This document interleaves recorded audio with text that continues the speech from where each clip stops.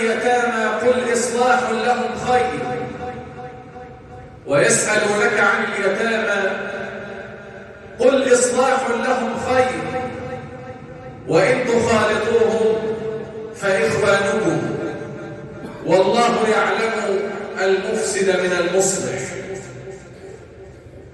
فموضوعنا اليوم بمشيئة الله رب العالمين حول هذه الآية الكريمة. وإذا تأملنا في أحاديث رسول الله صلى الله عليه وسلم وفي قرآنه سبحانه وتعالى نجد أن الله سبحانه وتعالى قد أوجب الإحسان إلى الأيتام، وقد حذر رسول الله صلى الله عليه وسلم من أكل مال اليتيم. فتعالوا بنا لنتعرف في هذه الدقائق المعدودة كيف هي رؤية الإسلام في ذلك. فهذا دين يا أيها السادة يدعو إلى التناصح ويدعو إلى التراحم ويدعو إلى التآزر بين المسلمين، كما يقول رسول الله صلى الله عليه وسلم: مثل المؤمنين في توادهم وتراحمهم وتعاطفهم كالجسد الواحد إذا اشتكى منه عضو تداعى له سائر الأعضاء بالسهر والحمى. فمن باب هذا الحديث الشريف يريد رسول الله صلى الله عليه وسلم أن يقول لك أن المسلمين جميعهم بما فيهم من فقراء، من يتامى، من مساكين، من عابر لسبيل، من أرملة، من أي شيء من المفترض أن يكونون كالجسد الواحد إذا اشتكى منه عضو تداعى له سائر الجسد بالحمى والسهر. وتعاونوا على البر والتقوى ولا تعاونوا على الإثم والعدوان، ولا تأكلوا أموالكم بينكم بالباطل إلا أن تكون تجارة عن تراض منكم. فهذا دين يا سادة يدعو إلى التراحم ويدعو إلى التعاطف ويدعو إلى التآزر بين الناس وبعضهم البعض. يقول الله سبحانه وتعالى في شأن رسوله صلى الله عليه وسلم: ألم يجدك يتيما فآوى ووجدك ضالا فهدى ووجدك عائلا فأغنى.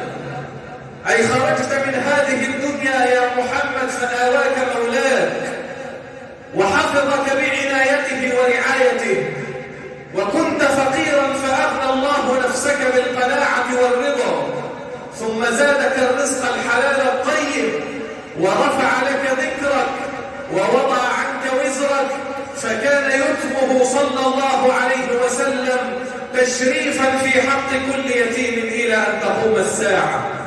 ولذلك وجهه ربه إلى الرحمة بهم فقال: فأما اليتيم فلا تقهر، فأما اليتيم فلا تقهر، وأما السائل فلا تنهر، وأما بنعمة ربك فحدث. فاسمع يا من مات والدك.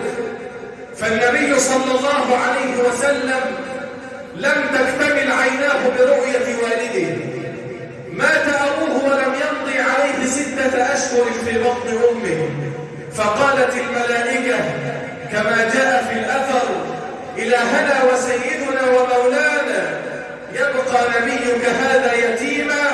فقال الله عز وجل: أنا له ولي وناصر وحفيظ.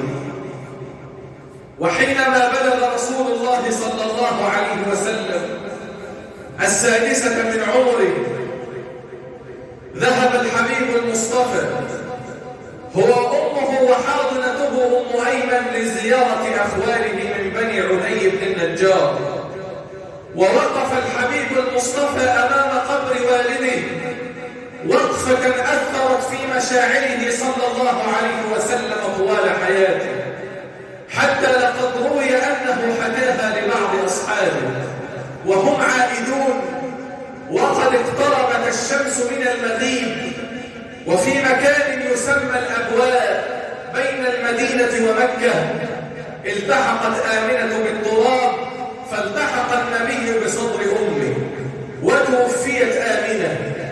فماذا يفعلون وبمن يستجيرون؟ فإلى الله يلجؤون. بك أستجير ومن يجير سواك فرحا ضعيفا يحتمي بحماك. يا رب قد أذنبت فرحا ذلتي أنت المجيب لكل من ناداك. توفيت آمنة وهم على أبواب مكة.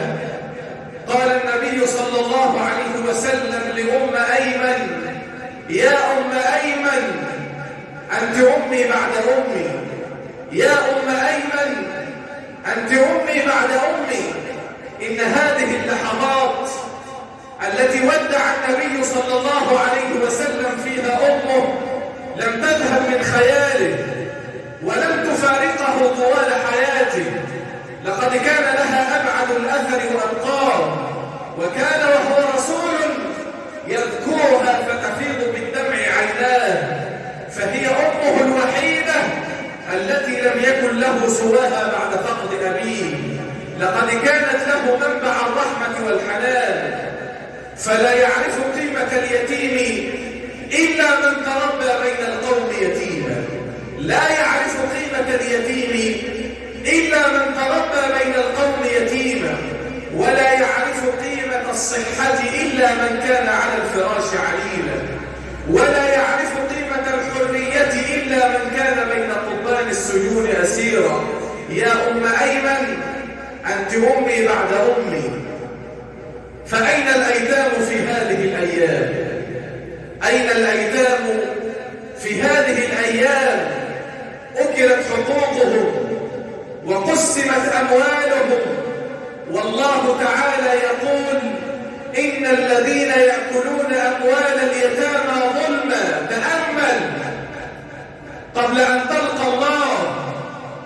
إن الذين يأكلون أموال اليتامى ظلما إنما يأكلون في بطونهم نارا. والله أقسم لك بالله لو تأملت هذه الآية لاقشعر بدنك. إن الذين يأكلون أموال اليتامى ظلما. من كان في يده يتيم أو من كان تحته يتيم أو من ضمن مال يتيم، هذه الآية لك. إن الذين يأكلون أموال اليتامى ظلما بغير وجه حق إنما يأكلون في بطونهم نارا. تأمل تعبير القرآن: إنما يأكلون في بطونهم نارا وسيصلون سعيرا. فهذه الشربة وهذه الأكلة وهذا المال الذي تأكله من حق اليتيم، الله سبحانه وتعالى قال لك: إنما يأكلون في بطونهم نارا في الدنيا وسيصلون سعيرا في الآخرة. فتأمل تعبير القرآن. رسول الله يقول: أعمار أمتي ما بين 60 و70 وقليل من يجاوز ذلك. الدنيا مهما عظمت فهي حقيرة، مهما طمعت فيها ومهما حاولت أن تأكل مال غيرك فهي لا تساوي شيئا. والله لو حسبتها بعقلك هتلاقيها لا تساوي شيئا من زمن الله سبحانه وتعالى. إنما يأكلون في بطونهم نارا. الإمام السدي يقول: يحشر آكل مال اليتيم يوم القيامة ولهب النار يخرج من فيه ومن مسامعه وأنفه وعينه، وكل من رآه يعرف أنه مآكل مال اليتيم. وكل من رآه في الآخرة يعرف أنه آكل مال اليتيم. إن الإنسان الذي يضيع حق اليتيم يا سائل لهو إنسان مكذب بيوم الدين. هذه الآية يا سادة نزلت في رجل من بني غطفان: إن الذين يأكلون أموال اليتامى ظلما. هذه الآية نزلت في رجل من غطفان،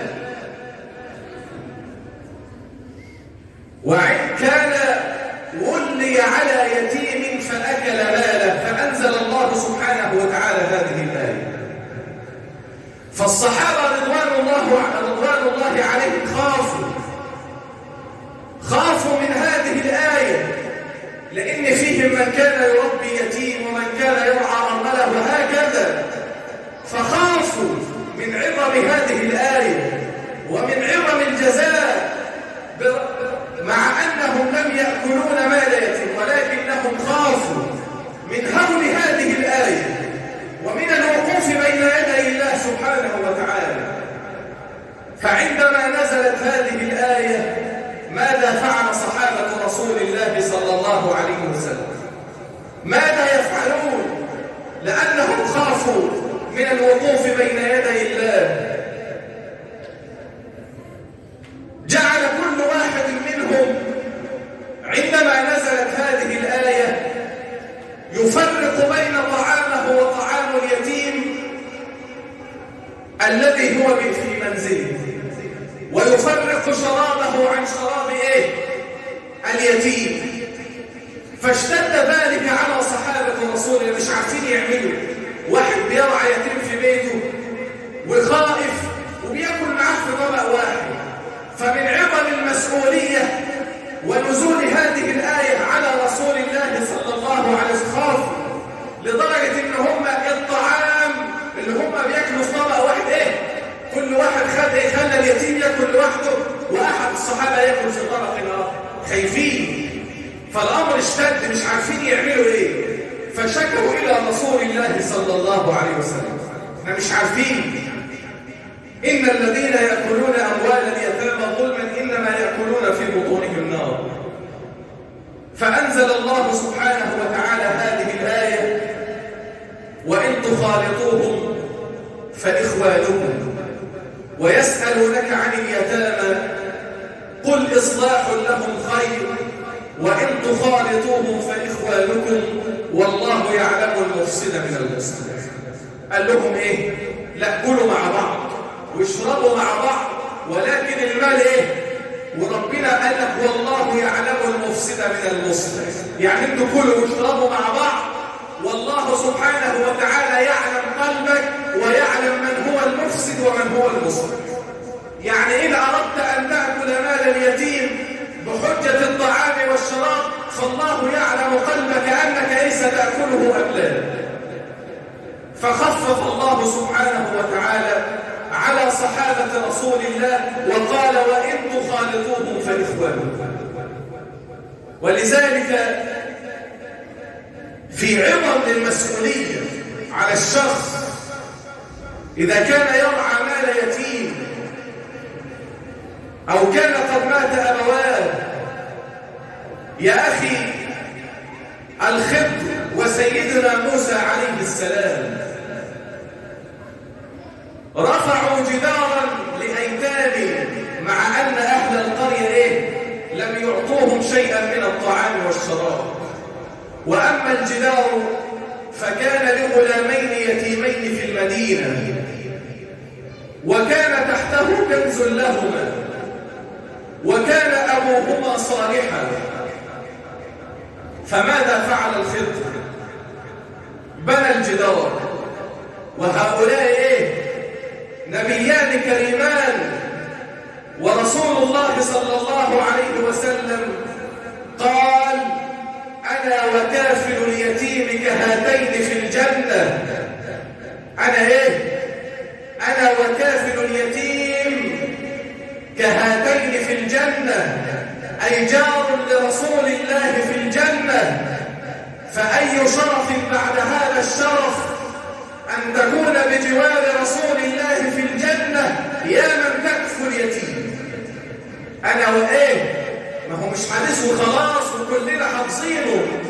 أنا وكافل اليتيم كهاتين في الجنة، يعني من يكفل اليتيم جار لرسول الله في الجنة، ورسول الله في أي مكان في الفردوس الأعلى من الجنة. فأنت بجوار رسول الله في الجنة وأنت في الفردوس الأعلى من الجنة. أنا وكافل اليتيم كهاتين في الجنة، وأشار بإصبعيه السبابة والوسطى. فأي شرف بعد هذا الشرف، وأي مقام بعد هذا المقام، أن تكون بجوار رسول الله صلى الله عليه وسلم في الجنة.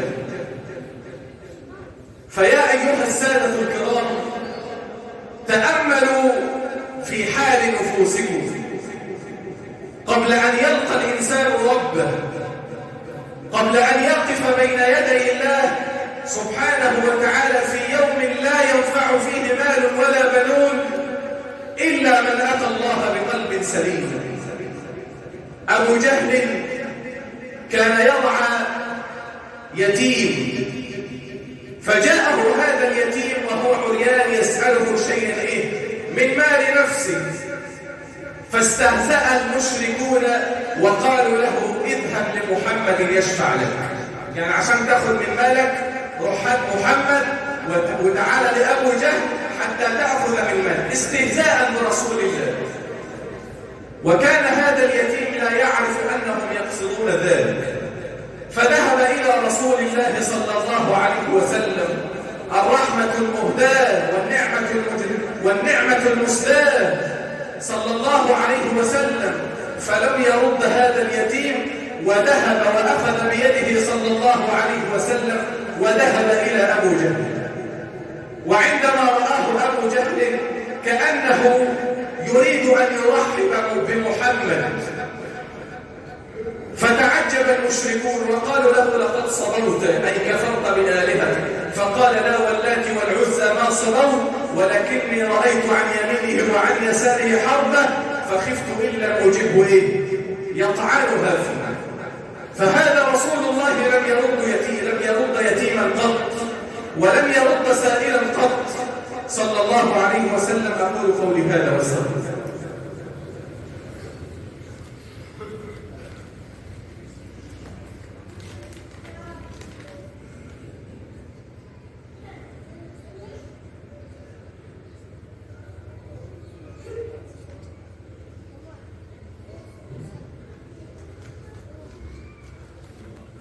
الحمد لله رب العالمين، والصلاة والسلام على رسول الله وبعد. يقول صلى الله عليه وسلم: من عال ثلاثة من الأيتام كمن قام ليله وصام نهاره وغدا بسيفه في سبيل الله يجاهد، وكنت أنا وهو أخوين في الجنة. خد بالك من عال ثلاثة من الأيتام، لأن اليتيم ليس له أحد إذا مات أبوه، فعشان كده النبي بيحض المسلمين على ذلك. من عال ثلاثة من الأيتام كان كمن قام ليله وصام نهاره وكأنه غدا بسيفه في سبيل الله، أي في جهاد في سبيل الله، وكنت أنا وهو في الجنة كأخوين. فلعظم ذلك أن تكون أنت ورسول الله كأخوين في الجنة، والنبي ما قالكش بكاف التشبيه، قال لك وكأخوين في الجنة، قال لك وكنت أنا وهو أخوين في الجنة. فشوف عظم كفالة اليتيم وعظم مكانة اليتيم. ما هو الله سبحانه وتعالى يا سادة لا يرضى بظلم ولا يرضى بشيء من ذلك.